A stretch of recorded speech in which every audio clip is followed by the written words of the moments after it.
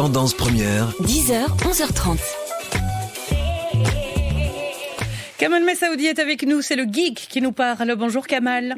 Bonjour, comment allez-vous? Mais bien et vous? Écoutez, ça va, j'ai l'impression d'être dans un film de Danny Boyle 28 jours plus tard, mais tout va bien.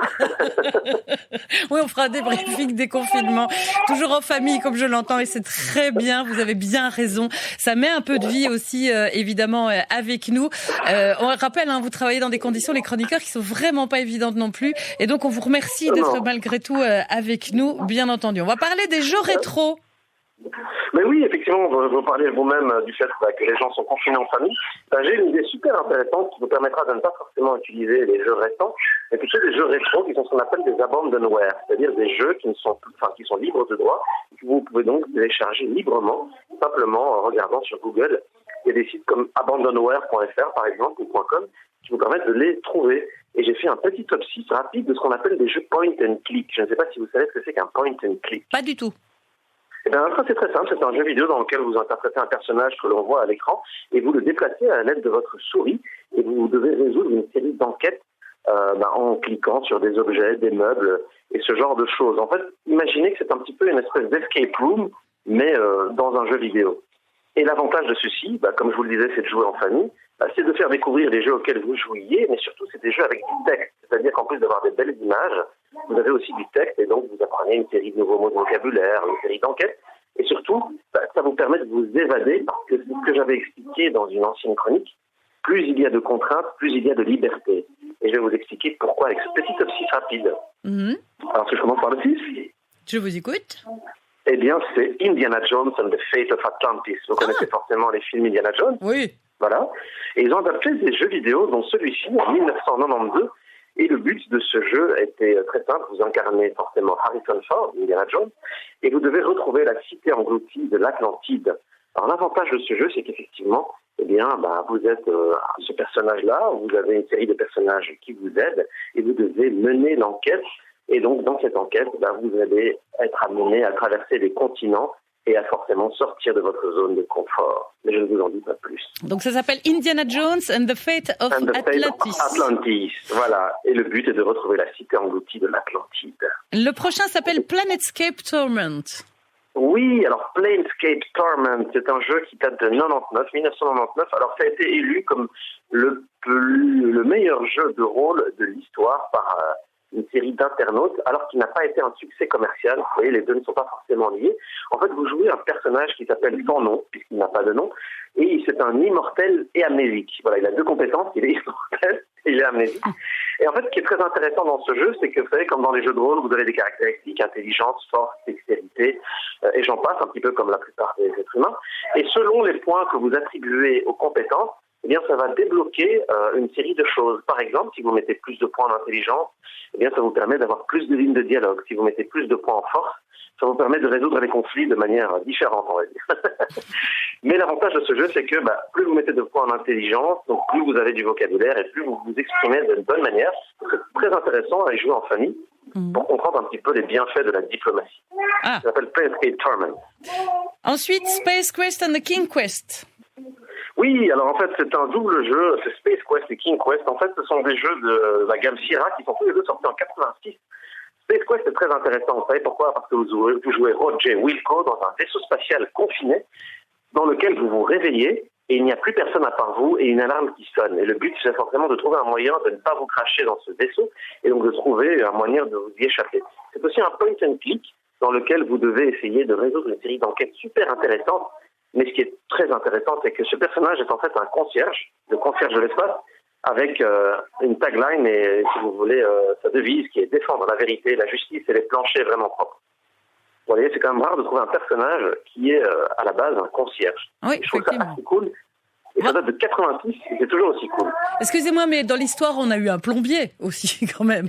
Dans l'histoire des jeux. C'est pas le même genre de jeu, vous allez me dire, mais c'est quand même un plombier, Mario. Effectivement, et alors vous avez aussi, par exemple, dans la même gamme de jeux, un personnage qui s'appelle Larry's Quest, c'est toujours des quests, donc des aventures, dans lequel vous jouez un personnage qui va en boîte de nuit et qui doit effectuer les meilleurs pas de danse. Donc voilà, il n'a pas forcément de métier spécifique, mais en tout cas, il fait des trucs plus ou moins hors de sentiers battus. C'est une gamme de jeux que je vous conseille. Oui, d'accord. Ben, on va se lancer. Pardon, j'en avais, me semble-t-il, sauté un, c'est Monkey Island. Oui, alors Monkey Island était incroyable en fait. C'est The Secret of Monkey Island qui date de 1990. En fait, l'histoire est très simple. Hein. Vous connaissez Pirates des Caraïbes, le film avec Johnny Depp. Oui. Ben voilà, c'est dans cette ambiance-là exactement. Ça se passe donc au XVIIe siècle. Et vous jouez donc dans cette ambiance de piraterie de Caraïbes, dans une île qui s'appelle l'île de Mêlée. Alors, ce qui est très intéressant dans ce jeu, c'est que forcément, ça se passe à une époque très spécifique, mais il y a beaucoup d'anachronismes qui sont liés au fait qu'il y a beaucoup d'humour et de blagues en rapport avec ce défunt XXe siècle qui n'existe plus. Mais je pense que la plupart des gens retrouveront des blagues assez cool de leur enfance. Et ça permettra aussi aux enfants de voir des dessins très très jolis, puisque c'est un jeu vidéo qui est en 2 dimensions avec des dessins qui sont très cartoon et donc qui plairont encore aux jeunes générations. Et encore une fois, c'est une enquête avec votre souris, vous devez cliquer. Donc c'est très accessible aussi pour les jeunes générations. C'est ça. Avec dans votre top 2, puisqu'il en reste 2, Sam and Max Hit the Road. Oui, alors Sam and Max, c'est génial. C'est un chien qui s'appelle Sam, un lapin qui s'appelle Max. Et ils ont un but, ce sont 2 enquêteurs. Ils doivent rechercher le Bigfoot qui s'est échappé d'un cirque. Alors vous allez me dire, mais qu'est-ce que c'est que ce jeu très bizarre? Mais écoutez, les dessins sont magnifiques. C'est presque de l'ordre d'un dessin animé, hein. Il y a beaucoup de blagues, beaucoup de moments très émotionnels. C'est un jeu qui date de 93 et vous allez voir que si vous testez ce jeu qui est très accessible sur Internet, vous allez voir que les enfants aussi vont trouver ça super drôle.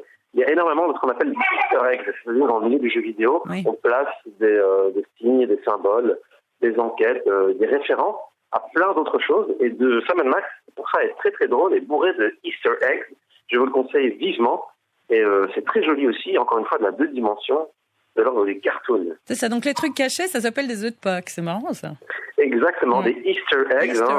D'ailleurs, on en parle beaucoup dans le film de Steven Spielberg, Ready Player One, où effectivement, le but c'est de trouver les Easter eggs du jeu pour pouvoir libérer les clés qui vous permettent d'atteindre le sommet. Alors, votre grand numéro 1, c'est Blade Runner. Oui, alors en plus d'être mon film préféré, hein, donc le film que je place au-dessus de tout, à la Director's Cut, eh bien, il y a le jeu vidéo qui est, je pense, élu comme l'un des meilleurs jeux vidéo de l'histoire. Pourtant, il date de 1997. Pourquoi, vous allez me dire? Bien, c'est très simple. En fait, vous incarnez un personnage qui s'appelle Ray McCoy, qui est donc censé être l'associé de Deckard, le personnage que vous voyez dans le film. L'idée de ne pas reprendre évidemment un copier-coller du film était aussi intéressante, c'est pour permettre aussi de ne pas être un flop, parce que quel est l'intérêt de jouer une histoire que vous connaissez déjà? Mais la grande nouveauté de ce type de jeu, c'est qu'en fait, il y a plusieurs fins. C'était quelque chose d'inédit à l'époque. Il fallait 4 CD-ROM, donc imaginez, CD-ROM, donc un DVD, pour pouvoir y jouer. Et le principe, c'est que selon les points d'enquête où vous arriviez et les décisions que vous preniez dans ce jeu, d'autres scénarios s'ouvraient à vous, ce qui fait que vous pouvez jouer plusieurs fois à ce jeu et y trouver des fins différentes, ou même n'avoir découvert qu'une seule des fins possibles. Et ça, c'était quand même la grande nouveauté de ces jeux qui, pourtant, datent des années 90. Et c'est aussi pour dire que ce n'est pas parce que des jeux sont anciens qu'ils n'ont pas forcément du storytelling, du background, des visuels intéressants. Et surtout, l'idée, c'est aussi de se dire que ce sont des jeux que vous pouvez transmettre et montrer aux jeunes générations sans pour autant qu'ils trouvent que ce soit des jeux vieux, dégueulasses ou pas très jolis. Oui, il y a des choses qu'on fait aujourd'hui qui ne sont pas très top non plus. C'est pas parce que techniquement on arrive à des choses un peu plus extraordinaires aujourd'hui que forcément ou l'histoire ou le jeu sont top. Donc autant retrouver peut-être aussi l'essence de ces jeux via Abandon War. Alors c'est Abandon War, W-A-R-E. Et c'est en un mot. Et alors il y a la version anglaise, .com. Oui. Et puis il y a une version française, c'est ça? Oui, tout à fait. En fait, vous tapez simplement sur Google Abandonware et vous allez voir toute une série de sites qui vous proposent ce type de jeu en accès gratuit et libre de droit, auquel vous pouvez jouer assez vite. Vous savez, maintenant, les ordinateurs, à l'époque, il fallait des temps de téléchargement incroyables. Et puis voilà, Maintenant, en 2 clics, c'est fait, parce que ce sont des jeux qui ont quand même plus de 30 ans pour certains. Oui, donc voilà. Et il faut pas de manette de jeu et de choses comme ça. C'est juste simplement. Voilà, l'avantage de point and click, c'est qu'il vous suffit d'une souris. Et normalement, vous avez une souris, en tout cas un pad, pour pouvoir vous déplacer. Et ça, c'est très intéressant. Et il y a même des gens qui ont fait des versions adaptées pour les tablettes. Ah bah voilà, comme ça, c'est encore mieux. Dites, comment s'appelle la petite souris derrière vous? La petite souris qui parle, c'est ça? Oui. Oui, c'est Louisa. Ah, Louisa. Louisa qui fait pour sa première radio, depuis le confinement. Louisa fait de la radio. Il faudra l'enregistrer. Elle est dans les archives de l'humanité. C'est ça. Il faudra l'enregistrer, lui repasser dans 20 ans. Lui dire, tu vois ça, c'est toi. Oui, si vous voulez, notre appartement est devenu une crèche à ciel ouvert. C'est cool. J'imagine. Oui, mais c'est ça. On se rend compte comme ça des conditions dans lesquelles vous devez aussi travailler, qui sont pas forcément évidentes. Et quand on dit que effectivement tout le monde n'a pas l'occasion d'avoir un bureau chez soi ou un jardin ou ce genre de choses pour pouvoir s'isoler, c'est une réalité. Et on est quand même ravis de partager aussi ce moment en famille avec vous, Kamal. Rassurez-vous, merci à vous. Tout est très bien. Merci beaucoup, Kamal. On mettra tout ça, mais très vite évidemment, et on mettra tout ça en lien sur notre page. Je vous rappelle que maintenant on a une page Facebook, Tendance Première, RTBF, sur laquelle vous allez pouvoir aussi vous abonner et retrouver les références de l'émission. Merci à vous de nous avoir suivis jusqu'à 11h30. Dans quelques instants, c'est Jérôme Collin, évidemment, qui va venir s'installer. Merci également à l'équipe. Un grand coup de chapeau à Marcelino Costenaro qui nous a accompagnés, qui a permis la mise en onde et la réalisation de cette émission. Je salue toute mon équipe, évidemment, à la maison. Et je vous salue, vous également. 10h, 11h30. Véronique Tiberghien sur la première.